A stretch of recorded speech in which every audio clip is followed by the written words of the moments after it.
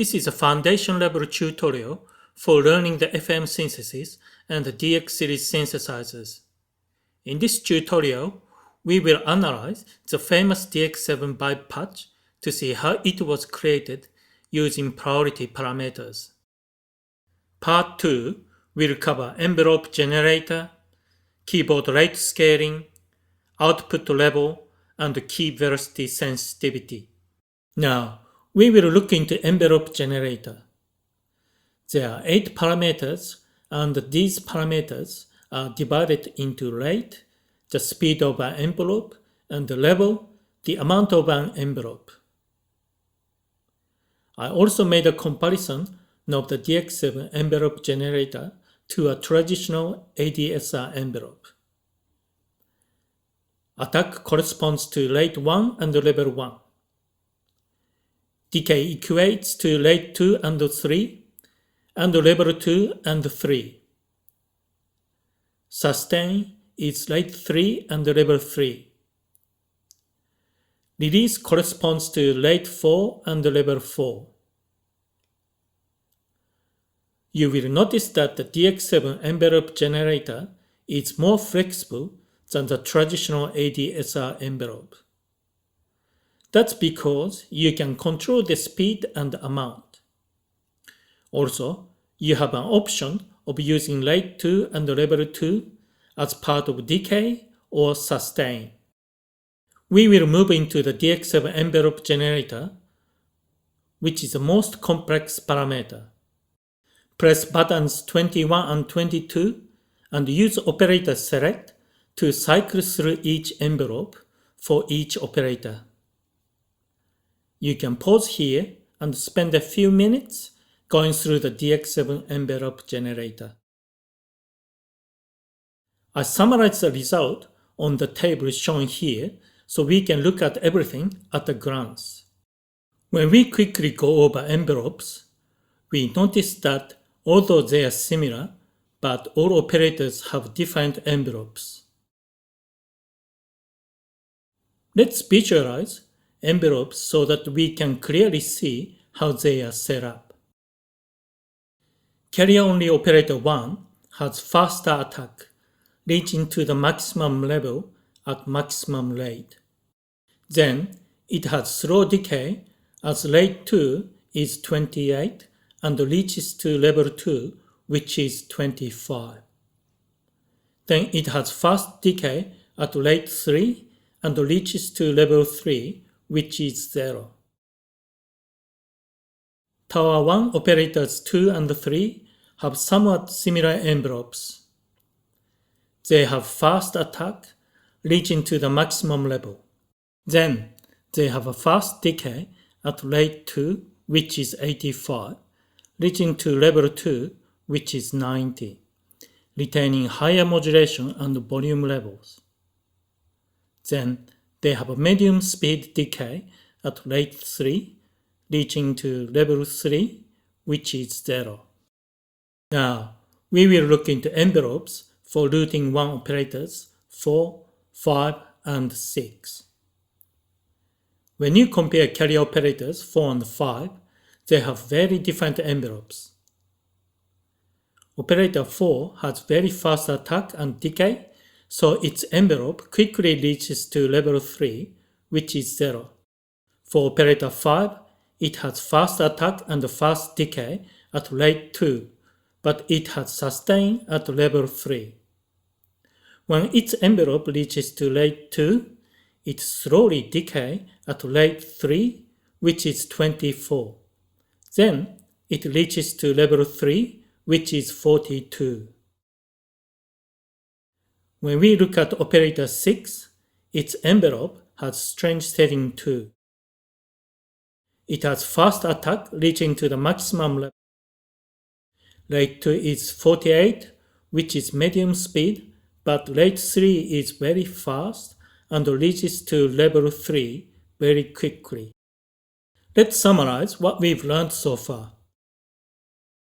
Overall, its envelopes have fast attack at its maximum level. Mainly, it has fast decay at rate 2, but level 2 varies significantly for each operator. It utilizes the second decay using rate 3, but again it varies greatly. Only operator 5 has sustain, which is at a lower level of 42. Rate 4 at medium speed, and there is no sustained sound after key release. You can pause here and do self-learning tutorial. Turn operators 4 and 5 only. Select operator 4 and copy its envelope to operator 5. How does this change affect the tone? Turn operator 6 on, change its rate 2 to 30, 20, and 10.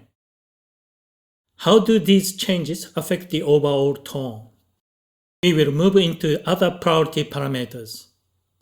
Press buttons 26, 27, and 28 and use operator select to cycle through each operator. You can see the result on the table shown here. Keyboard rate scaling determines how fast an envelope moves from rate 1 and rate 4 based on the key position. The overall rate scaling is quite varied from low to high values. Output level determines the level of modulation for modulators and volumes for carriers. We can notice that operator 6 has very low modulation level. Key velocity sensitivity controls the amount of volume for carriers and modulation for modulators based on the speed of a key pressed. Again, it has a big variation from 7 to 1. Let's look into those parameters in detail. Keyboard rate scaling has too many variations. When you press key at lower and higher notes, you will notice that the overall tonal characteristics changes too much. Output levels of operators 1 and 6 seem too low. There is not enough frequency modulation applied to operator 6, hence producing a very soft vibe attack tone.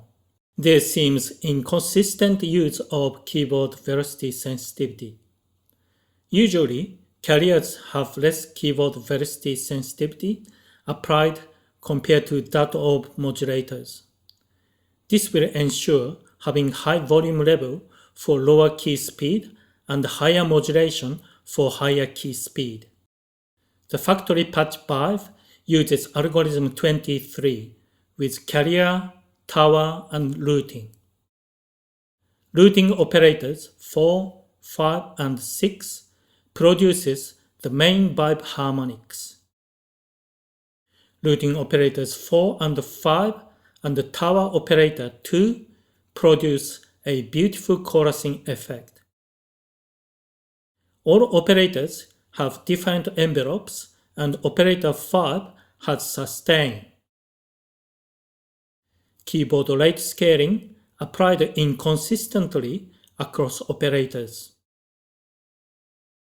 Output levels are inadequate for operators 1 and 6 with not enough frequency modulation from operator 6.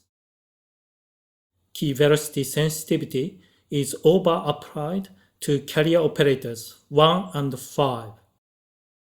You can pause here to do self-learning tutorial. Select operator 6 and adjust its output level to 60, 70, 80, and 90. How do these changes affect the overall tone? Put operator 6 output level back to 57. Select operator 1 and change its output level up to 60, 70, 80, 90, and 99. How do these changes affect the overall tone? You can also check low priority parameters such as LFO and see how they are set. You should think about how you may be able to improve the vibe sound and still retain its original tonal characteristics. Think about which priority parameters you need to change. If you need to revise, please do so before proceeding to the next tutorial session. For the next tutorial, we can go through FM synthesis, sound design, vibe improvement.